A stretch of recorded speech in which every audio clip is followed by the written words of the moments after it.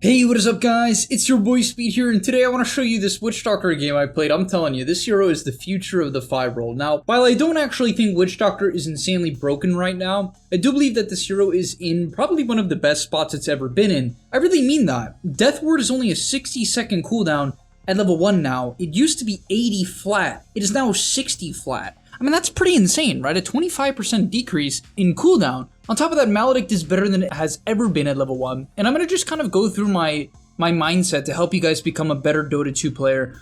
I'm currently rank 62 on this account, 9,250 MMR. And yeah, this is a game I felt I played quite well in. A couple mistakes here and there, which I'll cover as well, so you guys can, learn from the ups and downs, but let's get into it. Also, I want to tell you guys that if you've been struggling with solo queue and you're looking to get to the next rank, I'm going to be able to help you. Like, literally, with the GameLeap website, I'm going to give you guys guides that are going to make it unbelievably clear on what you need to do. So if you've been stuck in the solo queue grind, you don't know what to do, and you want to become absolutely broken, but actually, you want to become much, much better at Dota, and you want to take it more seriously, the GameLeap website is going to help you do that. So click the link down below. I'm going to help you get to the next rank, and I'll see you there.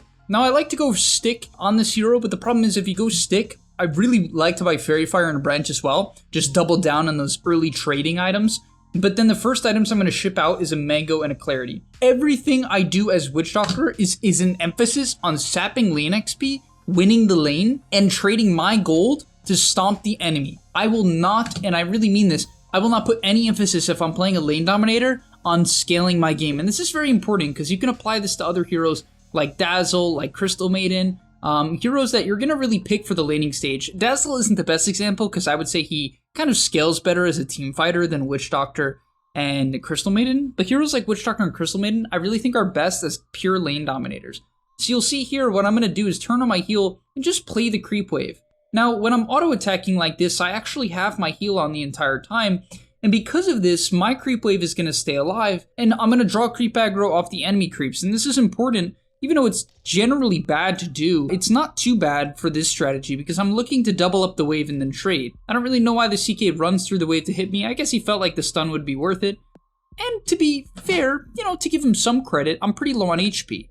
But that's the thing about this build. My Weaver is completely full on health. I pop a Clarity, I get a Tango going, and all of a sudden I'm basically full HP. And this is the power of the level 1 heal Witch Doctor.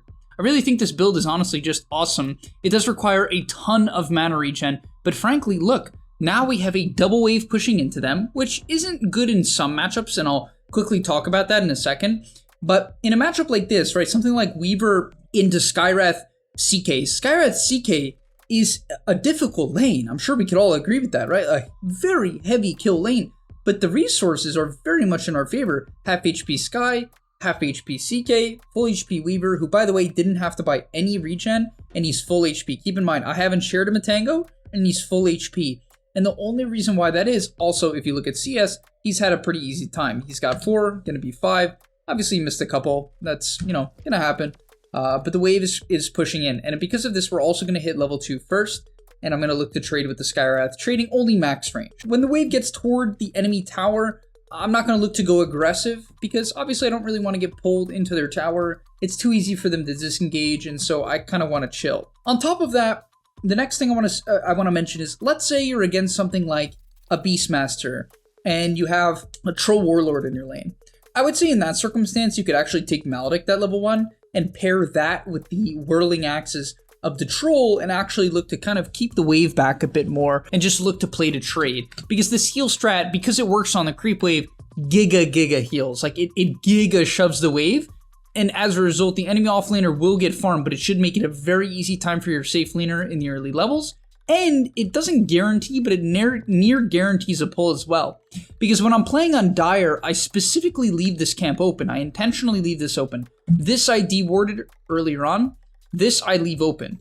And you'll see right off the bat, now what we can do, because the wave is shoving in so dang hard because of the heal, they can't contest the pull. The Skywrath would just get zoned out by the Weaver, right? If Skywrath ran to here, Weaver would come, or I'd tell Weaver to come, and I could shift over and look to then pull this camp. You hit this camp on Dire at 47, you pull up, eat this tree, and just let the creeps hit you there, and it's going to pull through. You want to also give vision of the camp to make sure the creeps don't run away. One of the creeps ran away, but that's fine. And all of a sudden, we've managed to get the lane back. We're going to be able to get some creeps away from the CK. Probably not a great Maledict there, only because it couldn't have been followed up. Would have been way better if I Maledicted the CK in this situation. But you can see how, this hero is just insanely good at trading, and I'm always pushing my limits, and just tanking spells for my Weaver, which makes his lane extremely easy, and makes the lane of the CK quite difficult, right? Even though his last hits are very good right now, we have a wave pushing back into us. And on top of that, my Weaver, who once again is a hero that kind of struggles early on, keep in mind, Skywrath CK is a lane that dominates, right? This guy is spamming nukes. This guy is CK, like he's CK, and my Weaver is full HP. And so people will be like, oh, this doesn't work speed, you're overhyping it, this isn't good, it's not effective, it's some meme. You don't understand how dangerous of a lane this actually can be for Weaver if this position 5 doesn't help him out, right? He'll simply get zoned out by the Skywrath, or at least chipped down by the Skywrath. And now to talk about items, this is why the item build that I go is very important. I just want you guys to keep in mind at this point in the lane I've popped 2 Clarities. And I will always pop the Clarities when I'm pulling. That's basically the only time I'll actually use them. And you should do the same exact thing. So basically now that I've spammed so many Clarities, my net worth isn't great, but honestly the Skywrath's isn't either, because he's had to buy so much regen just to try to keep up with me, right? And the CK has as well. So even though the CK's CS is the same as Weaver, his net worth is actually 200 gold behind, which is like 5 or 6 CS. And that's because he's had to buy so much regen, while Weaver has had to buy practically none. I think he's bought 1 set of tangos, much less than the CK. And now, eventually, the scales will tip. Because I've invested so much into regen, and eventually the heals just kind of keep going, because why wouldn't they with Witch Doctor if you get off Clarities? They're going to get bullied out of lane. The CK gets completely kicked out. The Skywrath gets completely kicked out. He lives on 1 HP. I mean, look how crazy Maledict is, just so you see this. This is a bug in Maledict, just killing the Skywrath. It's pretty brutal. He barely lives on 19 health and has to go back to base.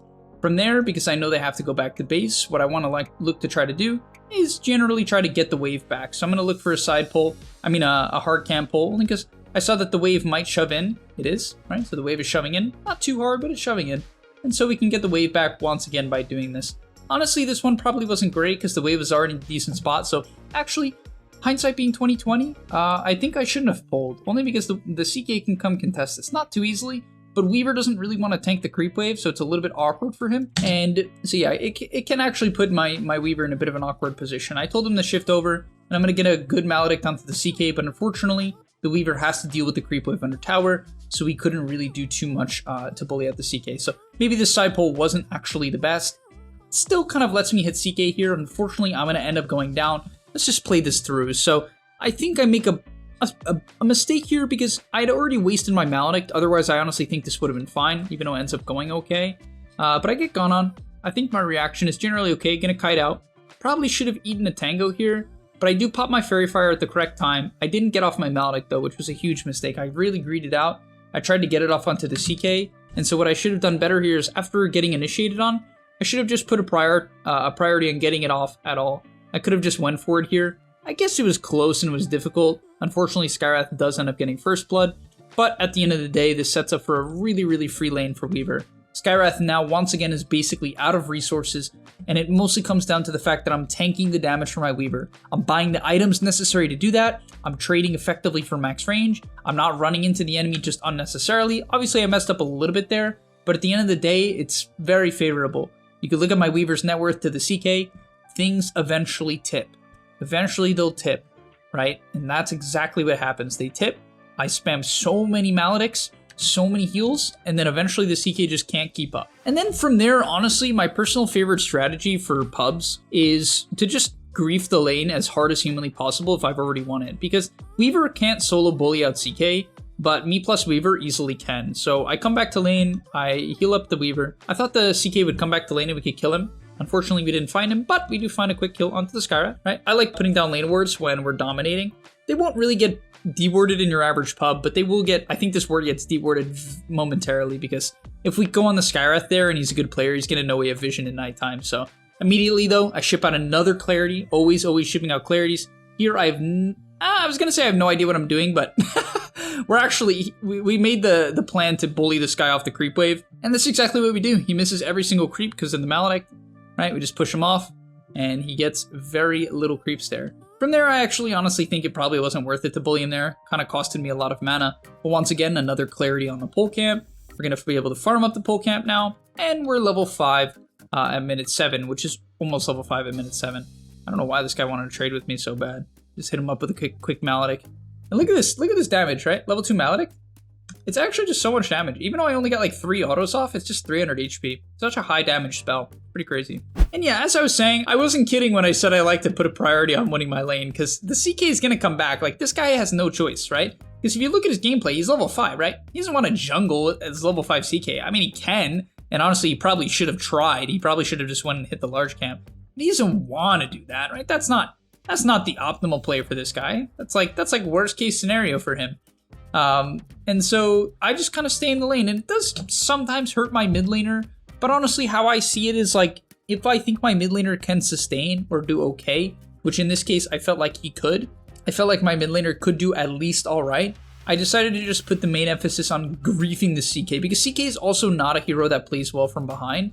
It's a hero that spawns illusions, and illusion heroes, honestly, their illusions are just kind of bad if they don't have items, right? The illusions are just not very tanky. And so a griefed CK just doesn't do very much. His illusions, even though it's a good CK game and we have pretty mediocre wave clear or clear for the illusions, it just isn't going to end up mattering. But I'm able to stack the large camp. My Weaver's able to farm the entirety of the large camp. Then after stacking the large camp and pulling it and using the dire advantage, I'm going to stack the small camp and actually look to pull that. And look at this poor CK, look at this guy. He TP'd bottom. He TP'd bottom, and he's just gonna like be hitting neutrals next to his Terrorblade. His Terrorblade's like, hey. His Terrorblade's like, where are my camps? Why is my CK farming my neutral camps? And then TP's top.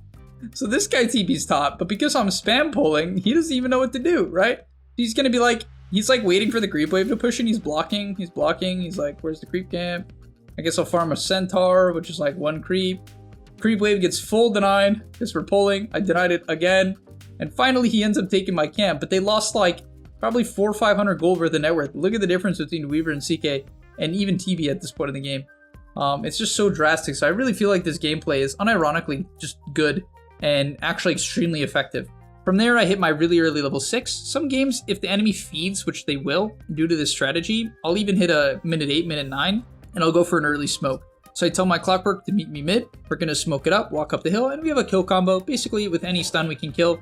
Stun and the death ward. Somehow he dies to a neutral creep here, which is freaking insane. Like, what?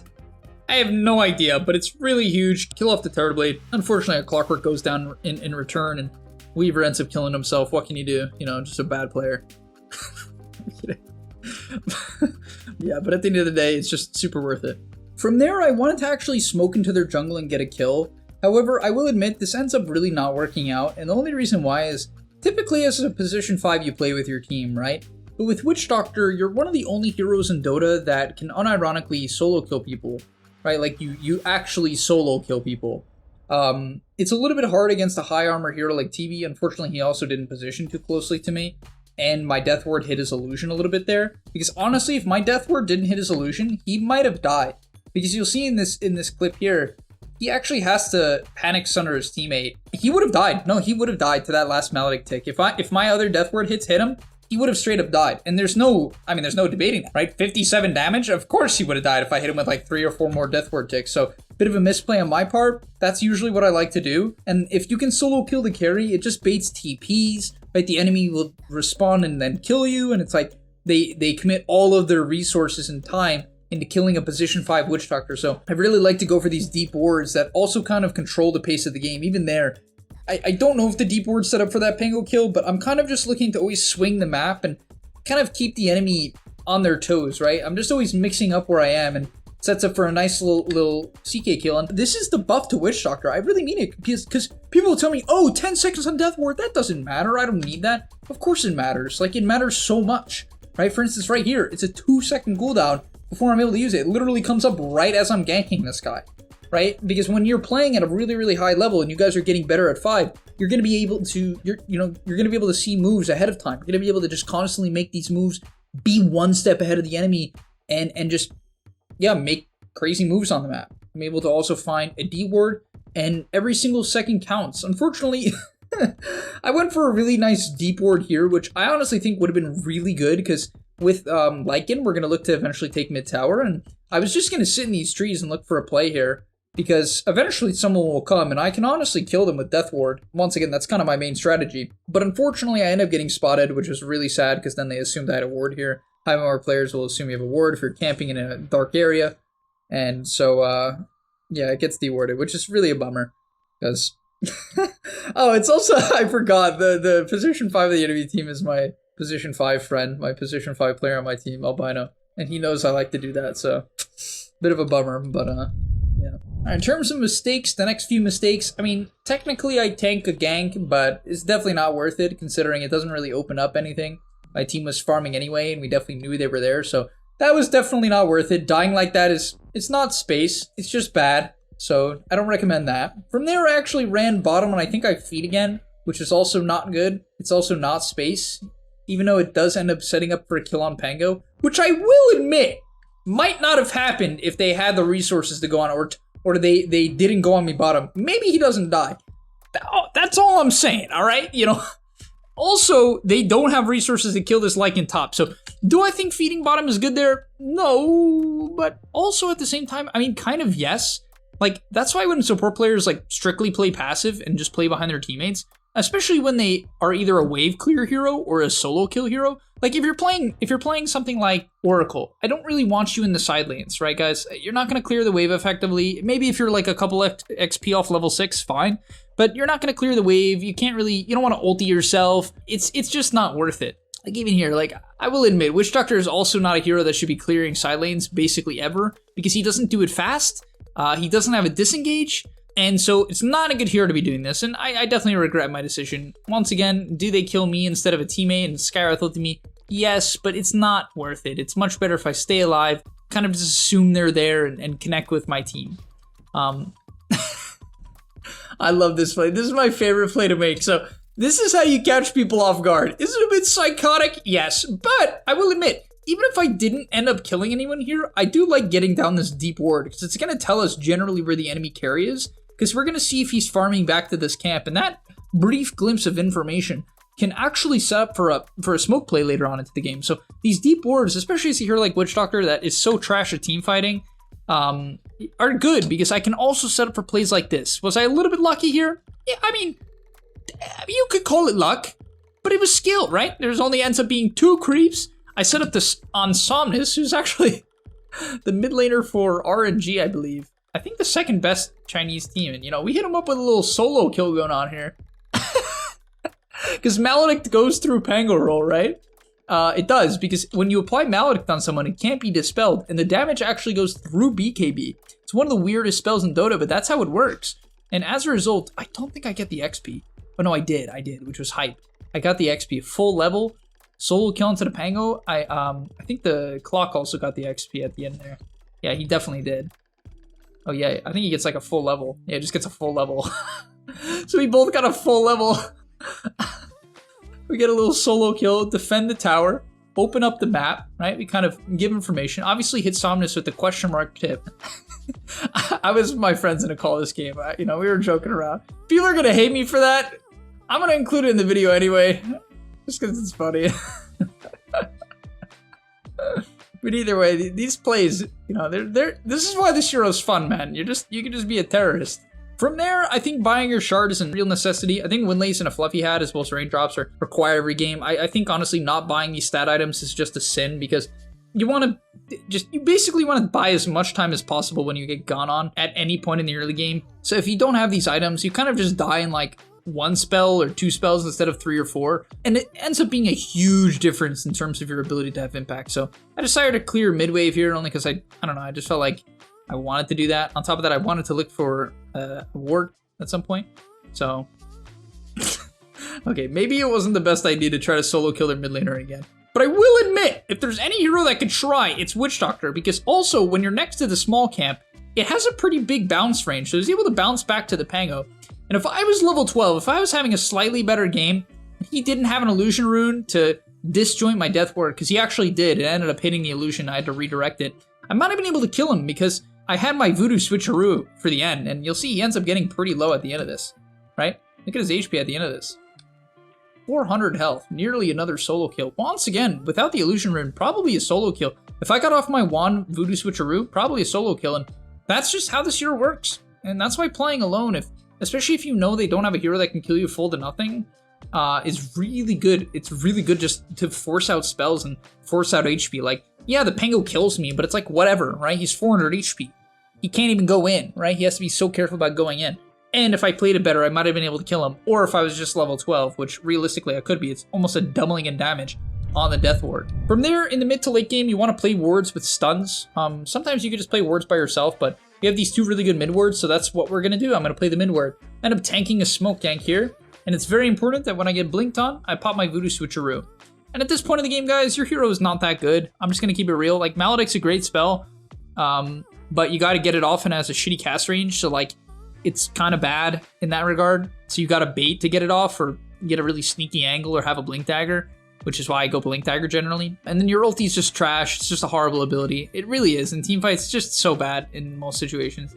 It's unreliable. It's channeled. It's like not a great cast range. So you're better off kind of just tanking ganks, which is why I think the shard is a must, because I know against CK, he doesn't have an insta stun. So what I'm looking to do is bait his blink. And that's exactly what I do. I bait the blink in. My team probably didn't have to force staff the Skywave. In fact, it would have been better if they didn't, because we want them to commit as far as possible. Right, I'm specifically looking to bait out spells, and that's exactly what happens. They use Phantasm on me.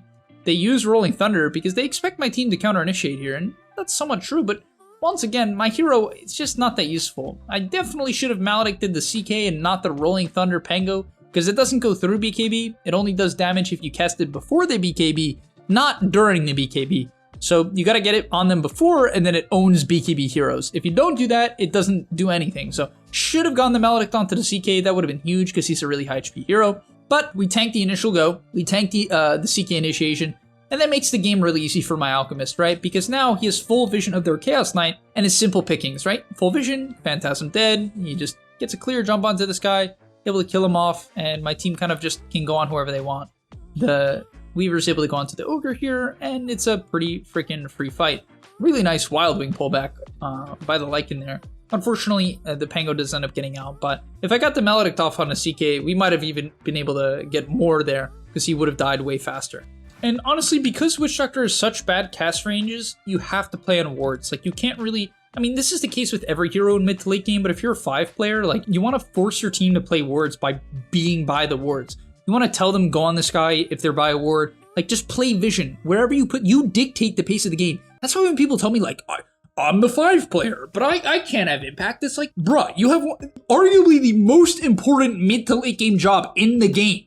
Like, I would argue warding is like the most important factor in whether or not you win a fight mid to late game, right? Assuming the game is like relatively even, right? This game isn't, even though they're actually a kill up on us. Bit of an Alchemist effect there. Also, the CK had, not the greatest of games. But either way, right, we play this ward, and because of that, we kind of have a clear idea of what's happening. We knew the CK was here. We knew the Terrorblade was here. Really easy cast Maledict stun onto the CK. Actually does a lot of damage at level 12. If you can get it off, it does quite a bit of damage, so solid. We're able to kill off the CK there, back up, and continue to look to play this ward. Without Death Ward and without teammates in the area, if you look at the minimap, I'm going to back off, right? You don't want to force it too hard. Playing a vision is great, but you shouldn't just kill yourself. That's not worth it. Yeah, don't do that. Just have some patience. When Death Ward is coming back up, you're going to notice I'm going to push back up. My movements have a lot of logic to them, a lot of reasoning. I go for a very crazy war here. Unfortunately, I get spotted by a TB illusion. And because I remembered that CK had blink, I remembered that I can use my Voodoo Switcheroo to actually dodge the stun. And that's exactly what we do here. We're able to dodge the stun, and therefore we're able to actually get off our Maledict. Really nice hook shot, and we're able to get off all of our abilities. On top of that, I got force staffed by my clock. And we get a kill onto the CK. Pretty crazy stuff. Beautiful sequence. And that's the play in the vision. Unfortunately, I end up getting run down, but once again, I don't care. Right? Like, just to keep this clear, if I can lead the fight with a stun Maledict Death Ward and take someone out of the fight and then get gone on, that is a mega win for Witch Doctor. Like, it's a mega win. If you get off your spells and die, and by the way, you have to be careful where you're going on the enemy, because if you're going on them under a tier 2 and you bait your team into a horrible area, that's not baiting. I'm baiting the enemy team. Look where they're fighting into. One of my nighttime wards, another one of my teammates' wards, right? They're fighting into our vision. As a result, the Pango gets just giga stunned. He has no dispel. So he just dies, right? He just straight up dies to the Bloodthorn of the Alchemist. And the fight is extremely easy from there. And yeah, that's going to be the end of today's video. I end up just picking up a Blink Dagger and rinse repeating the same concepts. But hopefully you guys enjoyed and learned a lot about the 5 role. It's really such a great role, and there's so much you can do on different heroes in this position. You can be really, really creative and just be very aggressive with your wards, and people don't get that. They play so passive no matter what hero they're playing. For instance, even Lich can have the same playstyle as Witch Doctor, because with his Ice Spire, with his Shard at minute 15, which is not expensive, he can solo kill any hero as well, as long as they don't have like Blade Fury on Jug. To be fair, Witch Doctor is actually pretty good at solo killing Jug. Either way, thank you guys so much for watching. I hope you enjoyed. If you did, smash the like button, subscribe to the channel, and I'll see you in the next one. Peace! And that's all, but remember, before you leave, come on, before you tune out, subscribe to the GameLeap website, where we are going to help you get to the next rank. If you're stuck, click the link down below, and I'm out. Peace!